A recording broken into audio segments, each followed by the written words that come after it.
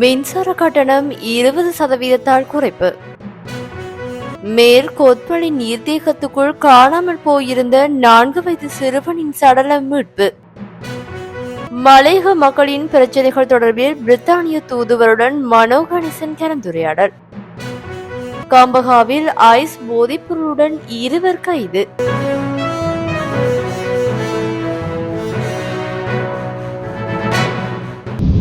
மின்சார கட்டண திருத்தம் தொடர்பான இறுதி அறிக்கையை இன்று வெளியிட இலங்கை பொது பயன்பாடுகள் ஆணைக்குழு நடவடிக்கை எடுத்துள்ளது. இதற்கமைய இன்று நள்ளிரவு முதல் அமலுக்கு வரும் வகையில் 20% மின்சார கட்டணங்கள் குறைக்கப்படும் என பொது பயன்பாடுகள் ஆணைக்குழு தெரிவித்துள்ளது.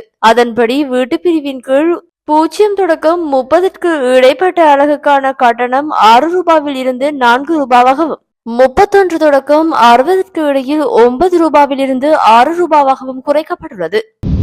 மேல் கொத்மலை நீர்த்தேக்கத்திற்குள் காணாமல் போயிருந்த 4 வயது சிறுவனின் சடலம் இன்று மீட்கப்பட்டுள்ளது.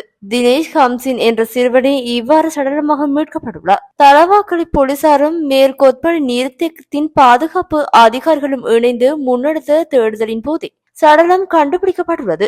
குடும்ப தகராறு காரணமாக தனது 4 வயது மகனுடன் தாயொருவர் தற்கொலை செய்து கொள்ளும் நோக்குடன் தலவாக்கலை மேல்கொத்மலை நீர்த்தேக்கத்திற்குள் நேற்று மாலை குதித்திருந்தார். இதனையடுத்து குறித்த தாய் மீட்கப்பட்டு லிந்துலை வைத்தியசாலையில் அனுமதிக்கப்பட்டுள்ளார். சிறுவன் காணாமல் போயிருந்தார். இந்நிலையிலேயே இன்றைய தினம் குறித்த சிறுவன் சடலமாக மீட்கப்பட்டுள்ளார். 41 வயதான குறித்த பெண் கணவரை பிரிந்து பூண்டுலோயா பகுதியைச் சேர்ந்த மற்றொரு நபருடன் வாழ்ந்துள்ளார். அந்த நபர் மற்றும் ஒரு திருமணம் செய்து கொள்வது தொடர்பில் எழுந்த பிரச்சனையினாலேயே இப்பெண் தற்கொலை செய்து கொள்வதற்கு முற்பட்டுள்ளார் என போலீசாரின் ஆரம்ப கட்ட விசாரணைகள் மூலம் தெரிய வந்துள்ளது. மரண விசாரணைகளின் பின் சிறுவனின் சடலம் பிரேத பரிசோதனைக்காக நுவரெலியா மாவட்ட வைத்தியசாலைக்கு கொண்டு செல்லப்பட்டுள்ளது. இச்சம்பவம் குறித்து தலவாக்கலை போலீசார் மேலதிக விசாரணைகளை மேற்கொண்டு வருகின்றனர். இலங்கைக்கான பிரித்தானிய தூதுவர் ஆண்ட்ரூ ஃபெட்ரிக் மற்றும் தமிழ் முற்போக்கு கூட்டணியின் தலைவரும் நாடாளுமன்ற உறுப்பினருமான மனோ கணேசன் ஆகியோருக்கும் இடையிலான விசேட கலந்துரையாடல் ஒன்று கொழும்பில் உள்ள வெஸ்ட்மின்ஸ்டர் இல்லத்தில் நடைபெற்றது.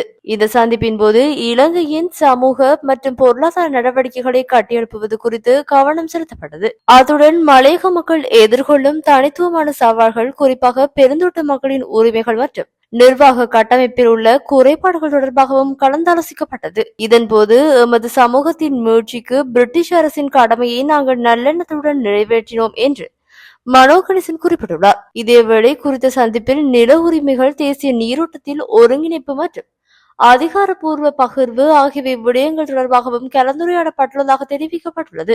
இச்சந்திப்பில் ஜனநாயக மக்கள் முன்னணியின் சர்வதேச விவகாரம் மற்றும் தொடர்பாடல் உப தலைவர் பாரத் அருள்சாமியும் கூட்டத்தில் கலந்து கொண்டிருந்தார் என்பது குறிப்பிடத்தக்கது. கம்பஹா போலீஸ் பிரிவுக்கு உட்பட்ட பகுதிகளில் ஐஸ் போதைப்பொருளுடன் 2 சந்தேக நபர்கள் நேற்று வியாழக்கிழமை கைது செய்யப்பட்டுள்ளதாக கம்பஹா போலீசார் தெரிவித்தனர். கம்பஹா போலீஸ் நிலைய அதிகாரிகள் குழுவிற்கு கிடைத்த ரகசிய தகவலை அடுத்து மேற்கொள்ளப்பட்ட சுற்றி வளைப்பின் போதே சந்தேக நபர்கள் கைது செய்யப்பட்டுள்ளனர். கைது செய்யப்பட்ட சந்தேக நபர்கள் மொரகொட மற்றும் அகரவிட்ட பகுதிகளைச் சேர்ந்து 27 மற்றும் 49 வயதுடையவர்கள் ஆவர். சந்தேக நபர்களிடமிருந்து 12 கிராம் 500 மில்லிகிராம் மற்றும் 11 கிராம் 700 மில்லிகிராம் ஐஸ் போதைப் பொருள் போலீசாரால் கைப்பற்றப்பட்டுள்ளது. இது தொடர்பான மேலதிக விசாரணைகளை கம்பஹா போலீசார் மேற்கொண்டு வருகின்றனர்.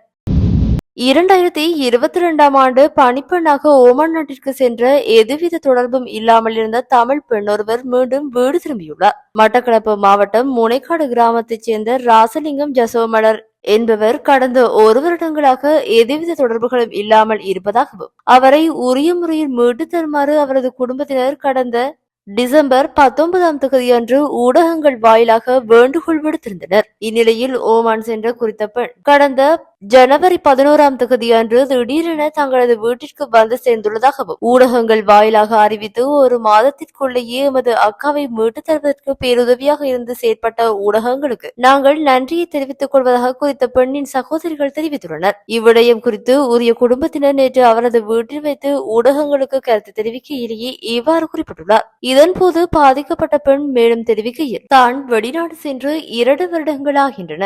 அதில் 1 வருட காலத்திற்கான வேதனை வேதனத்தை நான் தொழில் புரிந்த வீட்டின் உரிமையாளர் எமது குடும்பத்திற்கு அனுப்பி கொண்டிருந்தார். மற்றைய வருடத்திற்குரிய வேதனம் எதனையும் அவர்கள் எமது வீட்டிற்கு அனுப்பவில்லை. என்னை அடித்து துன்புறுத்தினார்கள். எனவே நான் கடமை புரிந்த மிகுதியாக உள்ள ஒரு வருடத்திற்கே உரிய வேதனத்தை எனக்கு பெற்றுத்தர வேண்டும். என்னை மீட்டெடுப்பதற்கு உதவிய ஊடகங்களுக்கு மேலும் நன்றியை தெரிவித்துக் கொள்கின்றேன் என்று இதன்போது அவர் தெரிவித்துள்ளார்.